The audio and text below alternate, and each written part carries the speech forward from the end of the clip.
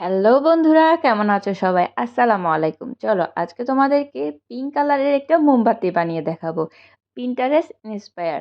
এবং এই মোমবাতিটা বানানোর পরে তোমরা শোপিস আকারে সাজিয়ে রাখতে পারবে। না না, এটা কিন্তু জ্বালানো যাবে না, কিন্তু এমনভাবে বানাবো দেখে লাগবে যে এটা খুব সুন্দরভাবে জ্বলছে।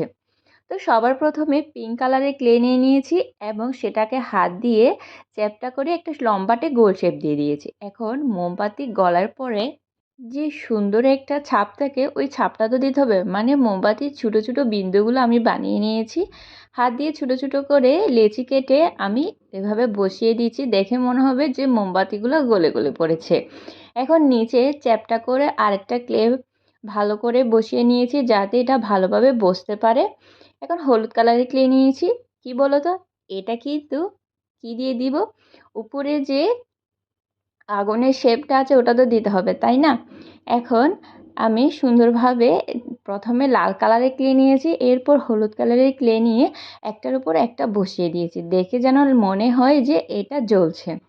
আমি নিচে একটু করে ডিজাইন করে নিচ্ছি যাতে দেখতে আরও বেশি সুন্দর লাগে। এই কিউট একটা মোমবাতি, দেখেই মনে হচ্ছে যে মোমবাতিটা জ্বলছে।